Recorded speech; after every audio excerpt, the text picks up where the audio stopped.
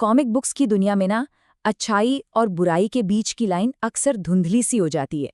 मतलब हमें पता है कि हीरो अच्छे होते हैं और विलेन बुरे, पर ये दुनिया इतनी सीधी तो है नहीं, है ना। कभी कभी समाज की भलाई के लिए कुछ लोगों को बुराई का रास्ता अपनाना पड़ता है, और यही लोग कहलाते हैं एंटी हीरोज, वो परछाई जिनसे विलेन भी डरते हैं। जरा इस बारे में सोचते हैं। लेक्स लूथर को पता है कि सुपरमैन उसे पकड़ेगा पर कभी जान से नहीं मारेगा। जोकर चाहे पूरी दुनिया को आग क्यों ना लगा दे, उसे पता है कि बैटमैन उसे बस पकड़कर वापस आर्कम असाइलम ही भेजेगा। देखिए, विलेंस को हीरोज की इस मॉरल लाइन के बारे में अच्छे से पता होता है और वो इसका पूरा फायदा उठाते हैं। लेकिन जब उनके सामने कोई एंटी हीरो आ जाता है तो खेल के सारे नियम ही बदल जाते हैं। क्यों? क्योंकि एंटी हीरोज उस लाइन को मानते ही नहीं जिसे हीरोज कभी पार नहीं करते। उनके लिए मकसद तक पहुंचने का रास्ता सीधा होता है और अक्सर वो आखिरी रास्ता होता है। तो एंटी हीरो बेसिकली वो है जो अच्छे मकसद के लिए बुरे रास्ते पर चलता है। आज हम इन्हीं सबसे खतरनाक एंटी हीरोज को सिर्फ रैंक नहीं करेंगे, बल्कि ये भी समझेंगे कि इनकी साइकोलॉजी क्या है। आखिर क्या चीज़ है जो इन्हें इतना खतरनाक और इतना दिलचस्प बनाती है। तो चलिए शुरू करते हैं। तो चलिए काउंटडाउन की शुरुआत करते हैं कुछ टीमों से और कुछ ऐसे किरदारों से जिन्होंने एंटी हीरोइज्म की नींव रखी। 10वें नंबर पर हमारे पास है सुसाइड स्क्वाड, या जैसा कि उन्हें कहते हैं टास्क फोर्स एक्स। देखिए, ये लोग अपनी मर्जी से एंटी हीरो नहीं बने हैं, नहीं, ये वो पकड़े हुए क्रिमिनल्स हैं जिनके दिमाग में बम लगाकर उन्हें ऐसे मिशंस पर भेज दिया जाता है जहां से बचकर आने का कोई चांस ही नहीं है। इनको कंट्रोल करती है अमांडा वॉलर। इनकी हीरोगिरी एक मजबूरी है, बस अपनी जान बचाने का एक तरीका। इनमें मॉरल कंपास ढूंढना सच में नामुमकिन है, और इसीलिए ये हमारे लिस्ट की शुरुआत करते हैं।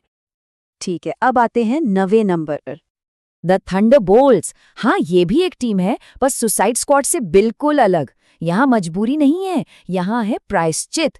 इस टीम का हर मेंबर अपने अतीत के बोझ के नीचे दबा हुआ है और अब वो अच्छाई के लिए लड़ना चाहता है। लेकिन उनका तरीका हीरोज वाला नहीं है। ये वो मर्सनरीज हैं जिन्हें तब बुलाया जाता है जब किसी देश की सरकार गिरानी हो या कोई ऐसा गंदा काम करना हो जिस पर अवेंजर्स हाथ भी नहीं लगाएंगे।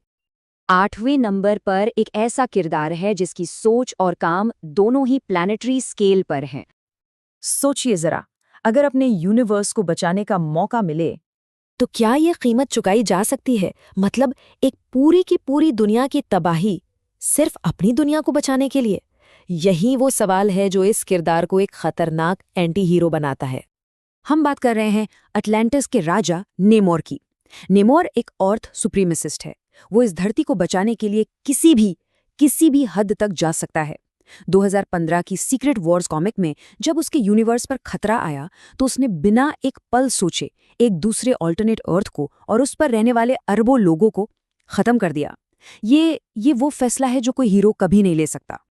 7वें नंबर पर है ब्लैक एडम। ये किरदार इस बात का एक बेहतरीन उदाहरण है कि कैसे किसी का हीरो किसी और का विलेन हो सकता है। अपने शहर खंडाक के लोगों के लिए वो एक मसीहा है, एक रक्षक है।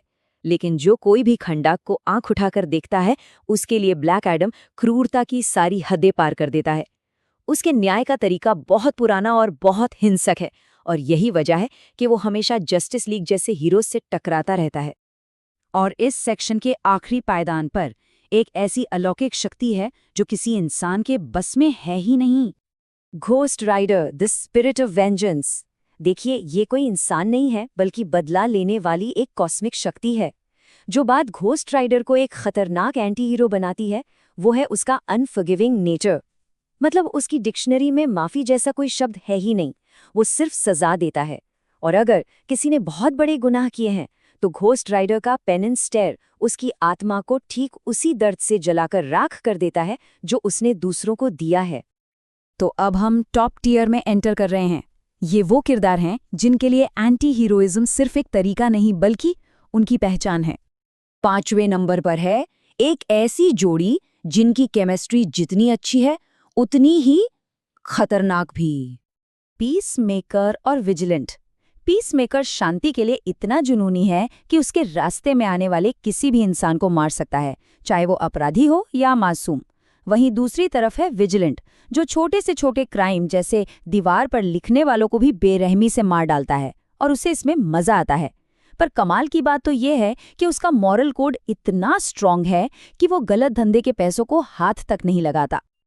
अब चौथा सबसे खतरनाक एंटी हीरो, मून नाइट। अगर इस लिस्ट में ब्रूटैलिटी की बात हो तो शायद ही कोई मून नाइट के करीब आता है, लेकिन जो चीज उसे सबसे खतरनाक बनाती है वो है उसकी अनप्रिडिक्टेबिलिटी। उसकी दिमागी हालत की वजह से कोई नहीं जानता कि वो अगले पल क्या कर बैठेगा। वो सिर्फ हिंसा करता नहीं, बल्कि लड़ाई में फायदा उठाने के लिए उसे सहता भी है। वो अपने दुश्मनों में दहशत पैदा करने के लिए जानबूझकर हद से ज्यादा वायलेंट हो जाता है, जैसे उसने अपने दुश्मन बुशमैन का पूरा चेहरा ही उतार दिया था। और ब्रॉन्ज मेडल जाता है वेनम, जो कभी स्पाइडरमैन का सबसे बड़ा दुश्मन हुआ करता था, आज मार्वल के सबसे बड़े एंटी हीरोज में से एक है। 1993 की लीथल प्रोटेक्टर सीरीज के बाद से वो एक एंटी हीरो बन गया। वेनम का एक मॉरल कोड है, वो सिर्फ उन लोगों को मारता है जिन्हें वो बुरा समझता है, लेकिन उसकी पर्सनालिटी और नैतिकता काफी हद तक उसकी ह्यूमन होस्ट पर निर्भर करती है। एडी ब्रॉक के साथ वो खतरनाक है, तो फ्लैश थॉम्पसन के साथ वो एक हीरो था।